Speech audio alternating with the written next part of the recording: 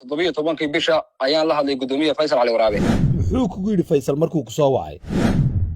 Wuxuu igu yidhi adigoo Sacad Yoorisa inankayga oo reer Hebela intuu reer magacaabay oo weliba ina Faysala oo reerkiisa sheegay, waxaad ka wadaa macnaheedu reerkiisa sheegay. oo reer guuleeda buu igu yidhi saas hadalka u adeegsaday oo Hargeysa jooga. Sidee baad u xidhaa? waa gartay. Gabadhii waan la hadlay, waan waraystay, waxay igu tiri ninka aniga wakiishay, walaalkii bayna saaxiiba yihiin, fiisahaan anigaa soo saaraya marka hawshaa la dhameeyo ee qarashka advanska loo yaqaano ama horumariska ee fiisaha xaasimada u yaala aad bixisaan. anigu go'aan waxaan ku gaadhay inaanan Faysal mar hore sharciguna waxba iga qaban waayey iska tegey, mar dambana sharciga iyadoo taliyayaasha ciidanka qaranka ugu sarreeya uu arrinkaasi gaadhay waxa weeye sharcigina waxba iga qaban waayey inaanan. kulanti wanaagsan saaxiibayaal, waxaa si toosa khadka ugu jira Tawakal Maxamed Ciise oo aqoon-yahan reer Somaliland. Tawakal wuxuu dhibana ka yahay qoyska gudoomiye Faysal Cali Waraabe, isaga ayaana qisadiisa inooga warramaya. Tawakal, soo dhawow. walaal waan dhowahay, aad baan u salaamayaa warbaahinta Bakayla Media iyo asxaabta iyo akhyarta ku xiran baan salaamayaa iyo ummadda Soomaaliyeed iyo gaar ahaan ummadda Somaliland aad baan u salaamayaa.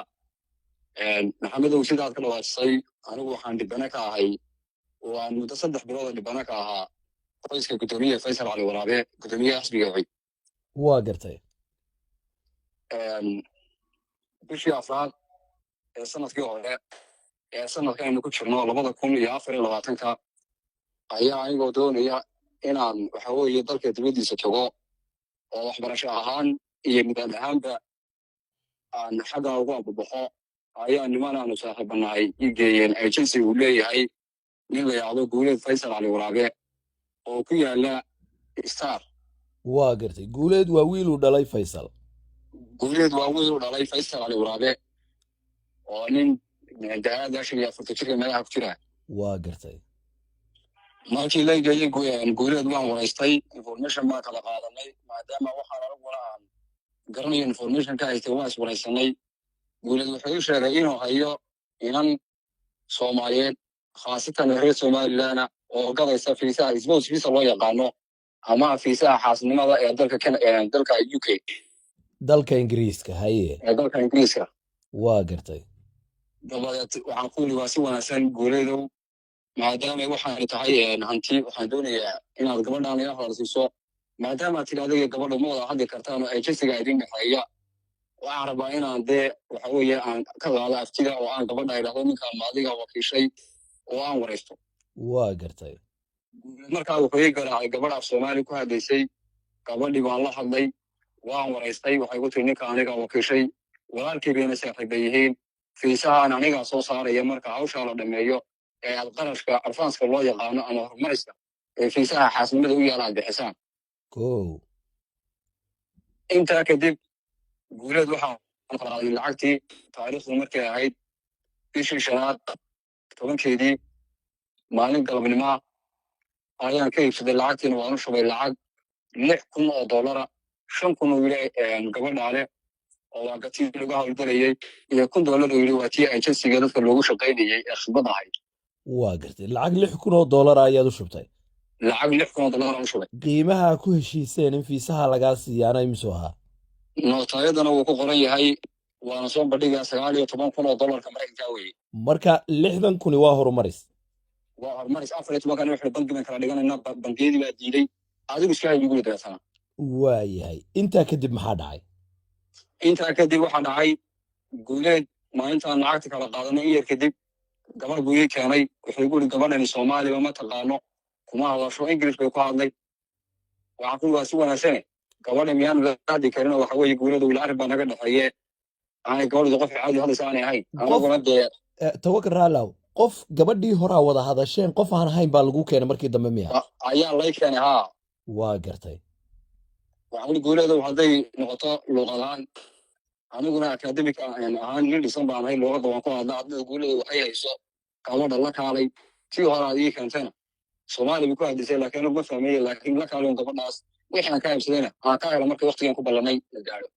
waa gartay. Guuleed gabadh buu ii keenay hoteelka Sky leeyaado ayaan kaleynay. sidaad ogtahay waxaa jira requirements baa jira fiisuhu leeyahay oo sawirro iyo shahaado meera laga doonayo in lagu xareeyo waxa. kadib waxaa dhacay qarashna baan gallay, hawshi baa la galay, sawiradii baanu gallay sidaan waxa weeye aan soo bandhigay. gabadhi waa noqotay aroos beenbeen baa qabateen waxa ay Soomaalidu ugu yeedhaan. aroos beenbeen baan qabanay waxa Soomaalidu ugu yeedhaan. waa gartay. gabadhi waa noqotay, ingiriis bay ku laabatay. Tawakkal gabadha sawirada la gashay ee aroos beenbeenka la dhigatay ma gabadhii aan Soomaaliga garanayn baa mise waa tii markii hore kula hadashay? waa gabadhii la yiri Soomaaliga ma garanayso oo tii dambe u guuleed keenaya. marka Soomaali ma ku hadlaysay? kuma hadlayn, intaan meesha wada joognay English baan ku hadlayn. iyada sinjigeedu ma Soomaaliyeed buu ahaa? iyada sidaan cadayntana ku hayo waa gabadh Jamaican ah, hooyadeedna Soomaaliyeed tahay. waa gartay. kadib waxaa dhacday gabadhi markay noqotay ee UK ku noqotay waxay iga bologaraysay bartii WhatsApp ee Guuleed Faysal Cali Waraabe uu siiyey, waa iga bologaraysay. waa gartay. intaa kadib waxaan qabsaday Guuleed Faysal Cali Waraabe, waxaa ku Guuleedow gabadhii adigu tirada ku wado qaymo wado inaad ina kala gurto iyo inaad waxa weeye gabadhii aad la hadasho soo kala gal. intaa kadib waana la dhexaadiyey aniga iyo Guuleed, nimankii ii geeyey oo iskaganaya baan la dhexaadiyey. gabadhii sidii bay igu bologaraysay, sidii baana igu dambaysay, maalinkii baana igu dambaysay. kadib waxaan doonay inaan cid raadiyo oo aan xog raadiyo Maxamed Yuusufow. waxaan helay nin la yidhaahdo Sharmaaka Xaaji Ismaaciil oo aan Addis Ababa wada joognay, oo ay nimankani muddo sanad ka hor sidaasoo kale u dhaceen oo lacag ka qaateen. oo isagana lagu yidhi waxa lagu xiraynayaa fiisaha UK baa lagu xiraynayaa. waa gartay. inankii baan la hadlay, waxaa kula arrinkaasee ku dhacay, arrinkaa kugu dhacay waan ka naxay, anigana waa igu dhacay liigu yidhi waxaad yeeshaa ciddii kale aan garanaya noo baadi doonayaa. habeenada ka mid aanu isu nimi, 2 nin buu garanayay, nin lacagtii uga samreeya waa iska tegay, waa taariibay oo Switzerland baanu ka helnay. inanna Mustafa leedo magaalada Hargeysa aan ka helno. waa gartay. inankee Mustafa kulli nimankaas waa maka aybiyeen, maxaa soo galay buu yidhi. shaki baa jira baa kulli inay nimankaasi hal gabadh keliya wareejiyaan. xog baana sidaa ku haya, nimaanu saaxiibanahay ayaan arrinka i xaqiijiyey. gabadha laga aabiyey sawirkeedaan doonayaa inaad isu dirto iyo magaceeda iyo baasaboorka ay ku isticmaashay. waa arrin bay guli nimankaasi muddo sanad 5 bilood hore bay lacagta ay ka qaadeen. arrinkii adduuntoona kama hayo, fiisana kama hayo. gabadhiina waa kuu soo diraya walaal, warda barkhadle baasaboor leedaba ay isticmaashay. waa gartay. waayahay waa ii soo diray, sawirkii ii soo diray, anna waa u diray. kaasmi gabadha waaba gabadhii anigana layga heebiyey ee bologaraysay. isagana waxa weeye waa tii sanad ka hor waxa weeye lagu sawiray isagana dhacday. isagana lacagta lagaga qaatay. lacagta lagaga qaaday. intaa kadib markaanu laba noqonnay waxaa nagu soo biiray nin la yidhaahdo Muuse Salmaan Caydi oo isagana sheekadani ku dhacday, oo ninka inuu Faysal Cali Waraabe lacagta ka qaatay. waa qofkii saddexaad. waa gartay.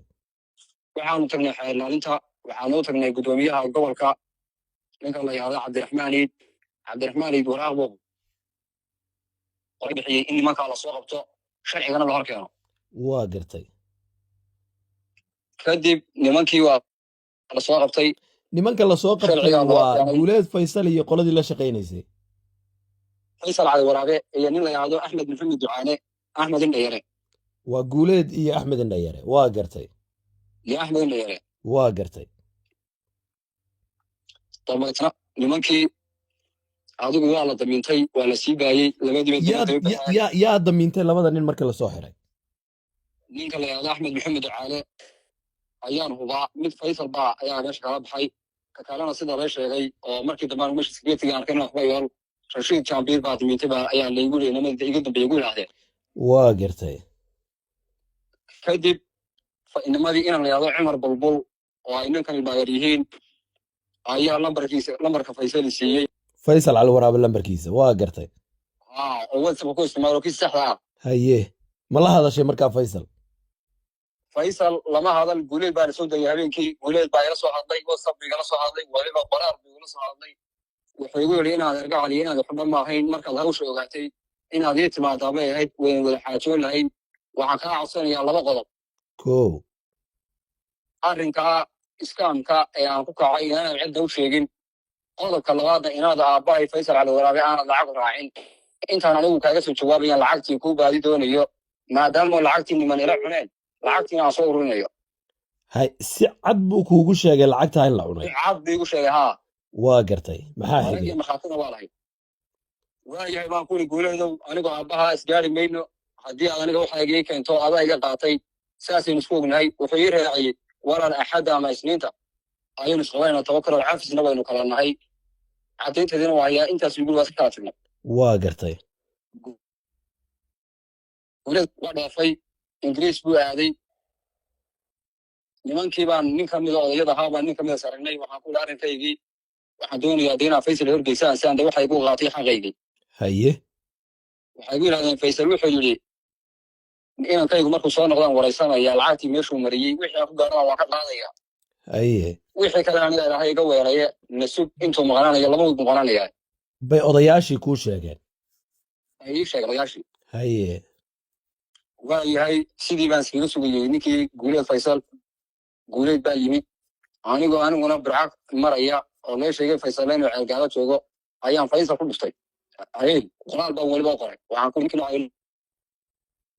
kiiskiisa halkaa ka saartay qoraalkeena qorina waan hayaa wuxuu igu jawaabay adeer gacaliya ii kaadi tawakkal faysal cali waraabaad qoraal u qortood u sheegtay inaad tahay ninkii wiilkiisa ay lacagtu kaga maqnayd haa qoraal baan u qoray aan u sheegayo inaan ahay ninkii lacagta kaga maqnay waa gartay muxuu ku yidhi markaa faysal wuxuu ku yidhi adeer ceelgaabaan joogaa 14 bishan ceelgaaba ka soo noqonaya markaan imaado hawshaada waan gelaya waana dhammaynaya adeer waa gartay allaba aqbal waa iska daayey 17 bisha ayaan la hadlay gudoomiye faysal cali waraabe waa gartay gudoomiye faysal ima soo jawaabin markii dambe ku celiyo qoraal calaamad su'aal waan raaciyey wuxuu ii soo qoray waxaad daawac galay si aad daawac u geysatay iyo annaga sharaftayada waa gartay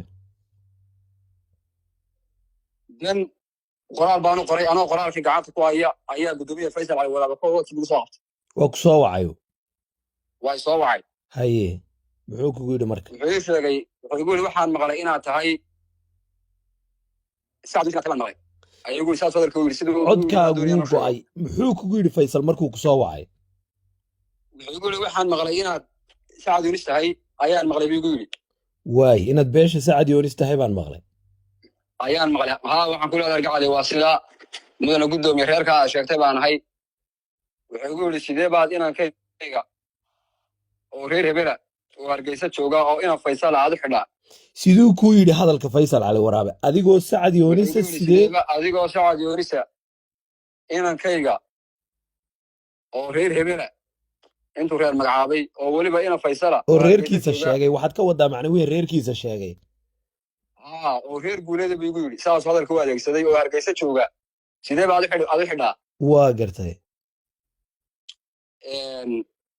dan waxaan ku idhi adeer gacaliya inaan kaaga maanagaa dhaawac garaynay mise isagaana dhacay waa gartay muxuu ku yidhi markaa faysal wuxuu igu jawaabay gudoomiye faysal lacagtaadii waxaad weyday maalintaad sharafta iyadana dhaawacday inankaygana sawirkiisa dhaawacday inankaygana aad soo xidhay waa gartay intaa markuu igu yidhi wuu igu dhigay qoraal baan uga qoray whatsappkii hore whatsappkii dambe iga balogareeyey lambarkayga oo samteela oo whatsapp kalaa baan qoraal uga qoray waxaana ku yidhi faysalo waxaan ku moodayay nin weyn oo aniga iyo guuleed faysal noo dhexa waa gartay dabadeetana faysal wuxuu igu yidhi qoraal buu iisoo qoray faysal markaa uu leeyahay nootayada haystaayo waxa weeye waktigaaga iyo waxaad qabsan karaysa sug ayuu yidhi saasuu yahayd ayuu qoraalkiisa hawaan hayaa yacni sharciga aad biyuu kugu yidhi mar kale saas igu yidhi waa gartay markii horena wiilkiisa isagaa xabsiga kala soo baxay markii horena isagaa wiilkiisa xabsiga ka saaray waa gartay kadib waxaa dhacday inaanu soo badannay nimanka iyagii markii hore saddexda ahaa noo kale tawakkal dadka qorshahan lagu dhacay ilaa imise qof bay ka kooban yihiin marka adiga lagaa reebo inta la og yahay inta damiinadii lasoo xidhay sheegeen iyo marka aniga layga reebo ilaa 16 qof weeyaan oo dhammaantood halkaa qof loo sheegay in maxay ahayd toole ay fiisaha uu soo saarayo oo inta uu sheegay inuu fiisaha soo saarayo weliba UK halkaa gabadha ka iibiyey qiimaha dadka lagula heshiinayey ee lacagtan hordhaca looga qaadayey ma 6,000 adiga lagaa qaaday unbaa mase dadka qaar lacag ka badan taadaa laga qaaday dhammaan marka hore advance la bixinayay waxa ahayd 6,000 laakiin waxaa jiray niman yidhi lacag 9,000 la ka haya oo horumaraysa waxaan ku yidhi oo mar dambe aan ka qaaday 2,000 dambe looyadii cashuura gabadha lagu leeyahay baa taagan hawshiina si ay u hagaagto waxaa laydinka doonayaa inaad lacagtaa soo bixisaan haddii kale arrigaasi ma soconayo dhaqaal-aan buu usii taagayaa. waayahay hadda arrintu halkay markaa maraysaa halkay taagan tahay maanta arrinkii maanta markaanu 6 nin noqonnay raggii baa soo jeediyey maadaama arrinkaygii magaaladana uu gaadhay dad badanna gaadhay xarunta criminal investigation department loo yaqaano ama CID da inaan geyno halkii baanu tagnay waanu geynay nin baa la soo qabtay markaa la yidhaahdo Cumar Bulbul oo ay guuleedna ilmaadeer yihiin Faysalna uu adeeru yahay oo markaa damiinada ka mid ah waa gartay raggii damiintay ninkaasa waa gartay kadib waxaa dhacday dadkii waa la kala saarsaaray nimankii odayada ahaa ee meesha marayay ee reer Faysal 6 meesha maraysay 3 ka mid ah ayay dheheen lacagtoodii waan iska bixinaynaa $18,000 ayayna iska bixiyeen nootayada shaahid loo yaqaano ee biibsiga ayaana lagu kala qaatay 6 nin dhibane 3 ka mid ah ayaa lacagtoodii la siiyey maxaa laydinku kala xushay lacagtoodii la siiyey maxaa laydinku kala xushay waxaanu ku kala xushay oo 3 lagu haystaa waxaana 3 qof ee ugu horreeyay ee ninka soo xidha sidaasayna reer Faysal u leeyihiin naga lacag naga qaadi maysaane damiinadii oo ninka Axmed in yara la yiraahdo ay mahaday walaalaha yihiin u doonta waa gartay waa aniga damiiniga ah waa gartay Faysalna wuxuu kaga dhameeyay hadalkii ahaa nimankiina 3 ee inankayga soo xulay waxa allaale waxaa naga helaysaan ma jirto waa gartay anigu go'aan waxaan ku gaaray inaanan Faysal mar hore shirkadana waxba iga qaban waayay iska tagay mar dambana shirkadda iyadoo taliyayaasha ciidanka qaranka ugu sareeyay uu arrinkaasi gaaray waxa weeye sharcigana waxba iga qaban waayay inaanan mar dambe aan waqti dambe kaga lumin waxa weeye lacagtaana aan ummadda reer Somaliland iyo dadweynaha aan soo bandhigo inuu arrinkaasi nagu dhacay dhibaatana aan uga nahay reer Faysal Cali Waraabe oo Faysal iyo inankiisa guuladana dhibana uga nahay waa gartay adiga iyo Tawakkal adiga iyo 3 ruux ee kale lacagtu ka maqan tahay ma isku deegaan ba ka soo jeedaan isku deegaan baan ka soo jeednaa khaasatan beesha degmada Ceelfoyn ama Galweyd si caays baan ka soo jeednaa 3diinuba laba kaga soo jeednaa inaan kalena waa ka soo jeedaa degmada Godawi waa gartay odayaasha iyo madax dhaqameedka iyo dadka ehelka la Faysal iyo wiilkiisa maadaama iyagu isla safteen ma la xidhiidheen oo ma raadiseen oo xidhiidh ma ka raadiseen maadaama idinka qudhiinu de isimo iyo dad indheer garad iyo wax garad ah leedihiin waan raadinay aniga ilaa maanta hawshaasi bilaabantay salaadiinta iyada si cadiinis khaasatan suldaanka reerka anigu aan ka soo jeedo ee Rowle Jibriil arrinkaa uu nagala shaqaynayay markii horena waa ogaa waxa weeye reerka aan ka soo jeedo ee si cadiinis odayaal ka soo Faysal way u tageen gurigiisa ay ugu tageen Faysal wuxuu afcad yiri anigu lacagta ma bixinayo maadaama oo inankayga ay nimankaasi xidheen odayadeena way ka soo xanaaqeen wayna iskaga yimaadeen waa gartay kadib waxay noqotay ninka Faysal inaan wax kaga helayn waxa weeye talweynaha aanu ka dhalanay ee garaxjis xeer dawladeed iyo xaaje qabiil labadaba wuu diiday inuu Faysal Cali Waraabe lacagtiina ku bixiyo labadaba wuu diiday ergana waa diiday misharcina waa diiday Faysal Cali Waraabe inuu lacagtiisa ku bixiyo oo lacagteeda ma siiyo waa hagaag maxaa hadda yeelaysaan marka sidaad la wada socotaan maraaduka ay arkeen waxa jirtay oo qasan dadku maanta ay aad ugu ogaadeen qoraal dheer oo aan barta Facebook ku qoray laba qodob baan ugu muhiimsan oo aan maanta warbaahinta Makele Media aan doonayo arrinkan laga waramo kow horta dadweynaha Jamhuuriyadda Somaliland ku dhaqan meel kasta joogaan inay waxa weeye cidii guulada Faysal Cali Waraabe wax kaga maqan tahay wax ka sugaysay inaan ummadda uga digo sidii aniga ku dhacdayna uga dhicin qodobka koowaad ee muhiimadeedu waa gartay ka labaad waa baaq aan doonayo inaan reerka aanu ka dhalanay ee Garxaaji Sheekh Isxaaq aanu diro walaal anaga iyo Faysal Cali Waraabe niman Garxaaji sabaan nahay isaguna waa nin reer guulad suldaana aniguna nin saacad uu sabaanay waa kow Faysal Cali Waraabe uu noo bareeray tolkana waxa weeye nama kala qaban 3 bilood baan isaysanay waa niman yahow Faysal inaana kala qabataan iyo inaana fasaxdaan oo haddaanu guulad weyno Faysal baanaan waayin haddaanu Faysal weynana وحوي عدة aanadiisa iyo godobtiisa la baana waayeen ilmaada Real maanta dhowday inaan kala qabataan iyana fasaxdaan oo taadaan Faisal iska celiya idinkuna dad iyo waxa dhici karta dhaca ayaan weynaha ka doonaya oo aan ugu fadhiyaa garxaysi saaq oo aan suudaamada iyo dhammaan odayna la socodsiiyay oo aan xataa qayb ka mid gudida garxaysiga gacaliba aan la socodsiiyay arrinkaas sawiradan aan u geeyay aan tusay arrinkana waa warramay waxay ugu jawaabeen qof walba oranaya Faisal ragna Faisal kama tariyo rabbina ma yaqaanada argacal iyo hawshaas waa arrin adag ayaa dhammaan igu jawaabeen waa gartay waxa weeye nimayow waxaan doonayaa ninka inaan kala qabataan ama isku ay fasaxdaan qodobka ugu muhiimsan waa kaa